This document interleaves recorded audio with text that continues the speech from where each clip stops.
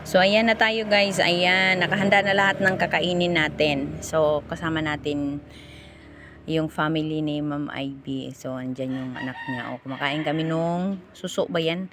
Hindi ko maintindihan kung paano kainin. Kasi nga, inosente ako sa pagkain na ganyan. Wala kasi sa bundok yan eh. So, dito lang natin matatagpuan yan sa kanila kasi malapit sila sa dagat, diba? So, ayan, hinihimay-himay na natin kung ano yan. Sip-sip-sipin. Yung ano yan, alimasag ata yan eh. Pero hindi ko rin maintindihan kung ano yan. Subuan muna natin ang kanin. Pero ang sarap ng kain ko in fairness ha. Kasi ang sarap. Ngayon lang nakatikim yan eh. Kasi may pritong isda din sila. Tapos, basta madaming pagkain. Ayun si Mama Ivy. Oh. Ayan. Makain na ang inyong lingkod. Ayan. So, i-video natin yung pagkain natin. Kung anong mangyari. Ayan. Sige akong salita ng salita eh.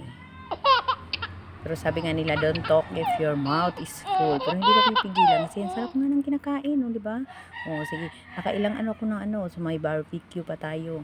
Tapos, meron pang ano. May paa pa dyan. Hindi ko maintindihan yung paa. Sobrang laki. Parang ayaw ko na rin kainin eh. Kasi parang hindi mapasok sa bunganga ko. Kasi sobrang laki nga.